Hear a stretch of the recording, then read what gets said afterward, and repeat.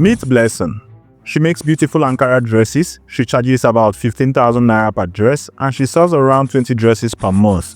That's 300,000 naira in revenue every month. But somehow, she's always broke. Why? Because Blessing doesn't know her real costs, and most times, neither do you. Look, I know you're hustling. You're making sales. Money is coming in. But here's the painful truth.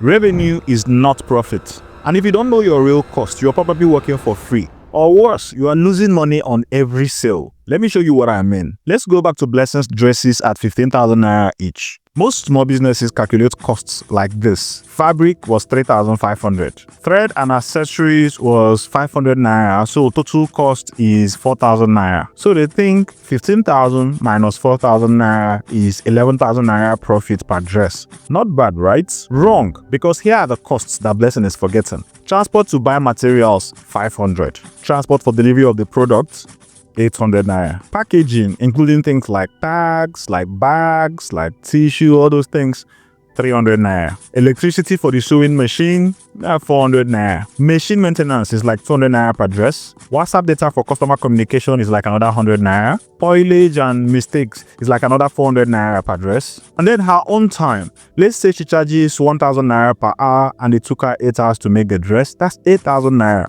So the total real cost now comes out to around 14,200. Meaning that her actual profit per dress is not 11,000 naira but 800 naira. And this is why she's broke. This is why you are exhausted. You are working, money is coming in, but the math is just not mathing. So, why does this happen so much among so many small African businesses? Well, there are a number of reasons. First, you may not have even learned at all, and if you did, you may have learned from people who didn't calculate properly themselves. Your mentor or teacher is probably making the same mistake as well. Secondly, informal businesses don't keep records, so a lot of costs stay hidden. Third, we undervalue our own time. You think, I'm not paying myself a salary, so my time is free. No! Your time is the most expensive resource, but we'll get to that. Fourth, we are scared that if we charge the real price, nobody will buy. So we lie to ourselves about the cost. And fifth, many of us are doing mental accounting. You think stuff like, I was going to spend 500 naira on transport anyway, so it doesn't count as business expense. Yes, it does. But here's the truth. Once you know your real costs, you can make real decisions. You can cut unnecessary expenses and actually make money. So, let's fix this right now. I'm going to show you the complete cost calculation system. So get a pen and a paper or something you can write with and follow me as we do this exercise.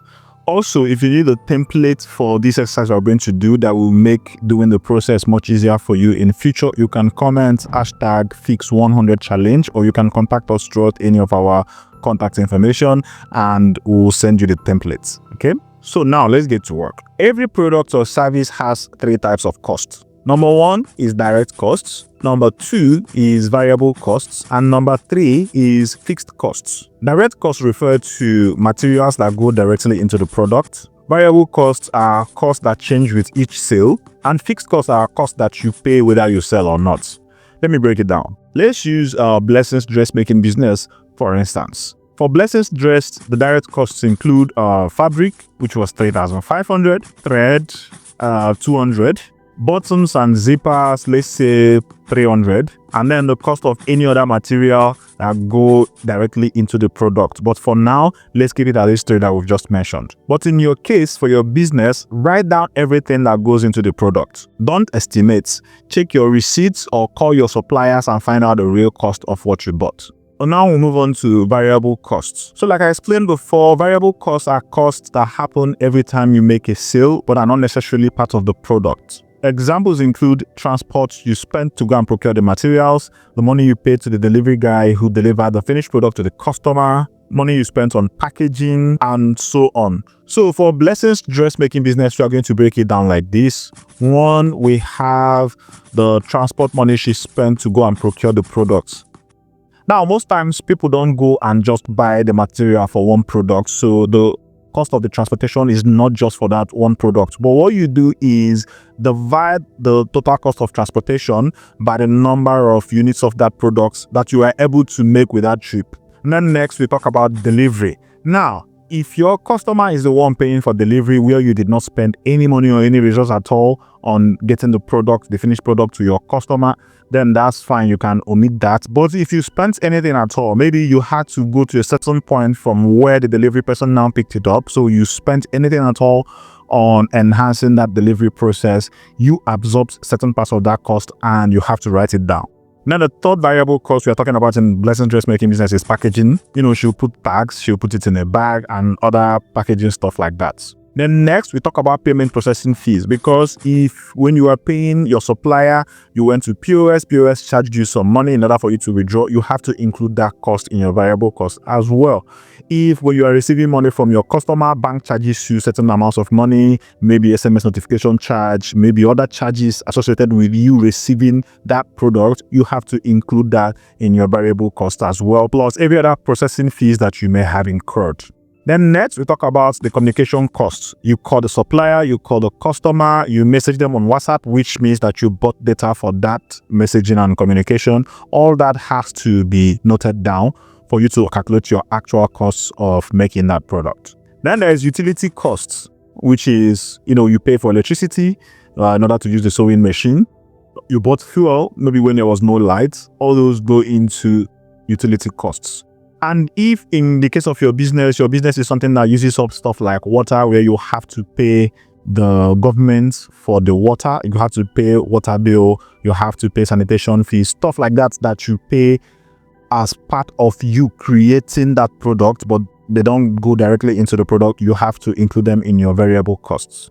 Then next, talk about wear and tear on the equipment, because as far as you use your equipment to create a product, is going to change the quality of that equipment, is going to change. There's going to be depreciation on that equipment that you used. It happens always. The equipment cannot remain the same before and after use for each product that you create with it. So you have to take note of the wear and tear that occurs to the machine, the cost of use to make that product. And then finally, for Blessing's business, we are going to talk about spoilages or waste. Spoilage and waste is maybe when you are making the dress, sometimes the needle will break, sometimes the thread would get into a twist that you don't like, and then you have to cut it off and redo it again. Now that thread is wasted, or that needle is wasted, or something happened to certain parts of the cloth and now you have to cut off that part and redo it again with a different part. That is spoilage/waste. So usually not every attempt succeed, and what you do is you can add somewhere between 5 to 10% to account for the spoilage and waste that you are likely to incur. So for Blessing, let's say this adds an additional 2,700 naira per dress. But go ahead to calculate yours. Be honest and include everything. And then next, let's talk about fixed cost. Now, the fixed costs are the costs that you pay regardless of whether you made sales or not. Examples include rent. You're going to have to pay rent whether you made a sale or not. And rent could be for your office, your shop, or whatever workspace you use in creating that product, which may include your bedroom. And two, we talk about marketing, because oftentimes you may be marketing your business as a whole and not specific dresses. So the marketing costs may accrue over time and they are fixed costs, and you will still spend the marketing cost whether you made a sale or not. So three, we can talk about subscriptions. Not every business makes use of this, but if you have like an app or a website that you're subscribed to that helps you with your business overall, that's a fixed cost because you have to pay that whether you made a sale or not. Then four, we talk about fees that you pay to government agencies. Like in Nigeria here, there are a lot of fees to pay. You pay operational permit, you pay business premises. In some cases, you pay sanitation fees every month. You have something in, I think in Abuja that they call radio and TV advertisement fee that you pay every year. These are costs that you pay for whether you make a sale or not. So they are part of your fixed costs. And then finally, salaries. If someone is under your employ, you have to pay the person a monthly salary whether you made a sale or not, so long as the person is within your employ. If you and the person are not on a commission arrangement, but if the person is an actual staff of yours, then you have to pay the person even if no sale was made. Now, note this, some of your fixed costs are going to happen over a long term. For instance, you pay rent on a yearly basis, not per dress and not per month. So what you do is, first of all, divide the yearly rent by 12 to get the monthly rent, and then divide that monthly rent by the number of clothes that you make that month, or by the number of whatever products or services that you render that month, and then you will find out what the fixed cost is per product that you create. You can do this for every other fixed cost, it's not just rent. Any fixed cost that occur over the month or over the year, just do this division and then you can find out what the fixed cost is per dress.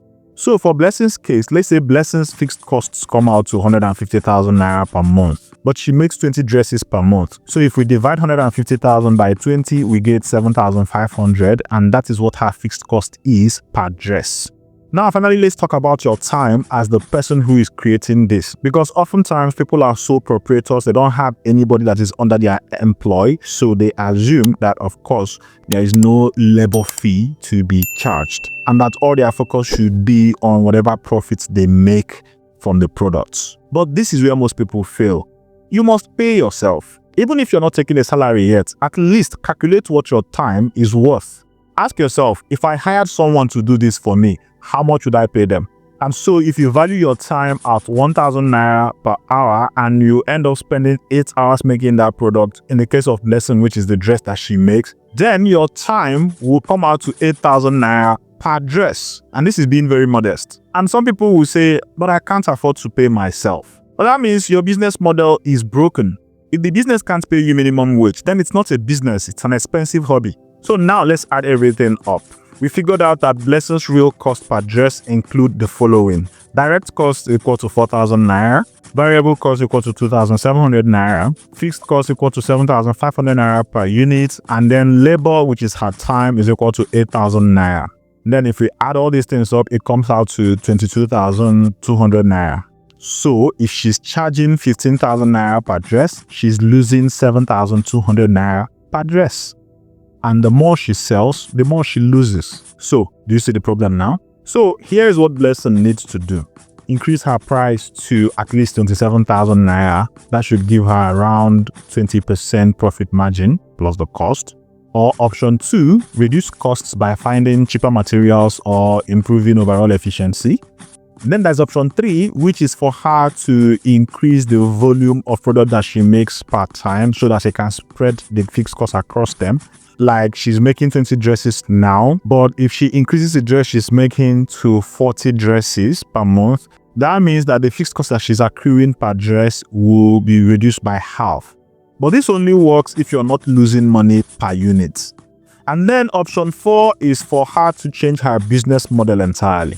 But only she can make the decisions because she's the one that knows her real costs. The same thing applies to you. You're the one that knows your real costs, so you're the one that can make the decision of how to proceed from here. So using what we've described, you can also calculate the real cost of your own business right now. If it's going to be hard for you to put all these things together, notify us by commenting #Fix100Challenge or just reaching out to us on any of our contacts, and then we can send you a template that you can fill in and calculate your real costs. The template has all these categories I mentioned already set up, so you just have to fill in. Remember, be honest, be accurate, fill in everything. Do not ignore any cost at all. Make sure that you reflect it in your calculation so that you can get the real cost of running your business or especially making each unit of the product that you are making.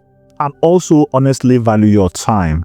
Be real with yourself, what it's worth, and put it there. And don't be afraid of the cost being too high that the customers may not be willing to pay the price you're going to charge them. But the thing is, by the time you add up all your costs, the number you get might shock you. But that's good because that will show you what your reality actually is. So here's your homework for the next 24 hours. Pick your 3 best-selling products or services. Use the template to calculate the real cost of each one. Just those 3. Don't do your whole inventory yet. Start with what you sell the most. I guarantee you, most of you will discover that you've been underpricing. Or you will find costs that you didn't even know existed in your business. And when you're done, you can come back and let us know what you found in the comment section. You don't have to share the exact numbers. Just let us know what surprised you. Now, in another episode, I'm going to show you how you can use this information that you've acquired from this practice to price correctly. But first, you need to know your real costs. And finally, let's go through our red flags checklist. How do you know if you have this problem? Check these red flags. 1, you can't explain how much profit you make per sale. 2, you just copy your competitors' pricing without knowing your own costs. 3, you've never written down all your costs in one place. 4, you don't include your time in cost calculations. 5, you're surprised when you run out of money despite making sales. 6, you can't remember the last time you gave yourself a salary. Or 7, when someone asks for a discount, you have no idea how low you can go. So now, if you check even one of these, you have this problem. But now you have the fix as well. So fix this one thing and I promise your business will be transformed. So if you found this video valuable and it feels like it's something that is going to be incredibly useful to your business, then go ahead and give us that like. And also you can let us know in the comments as well. If you are here to join this wonderful community of growth-minded individuals that we are building here, please go ahead and hit that subscribe button.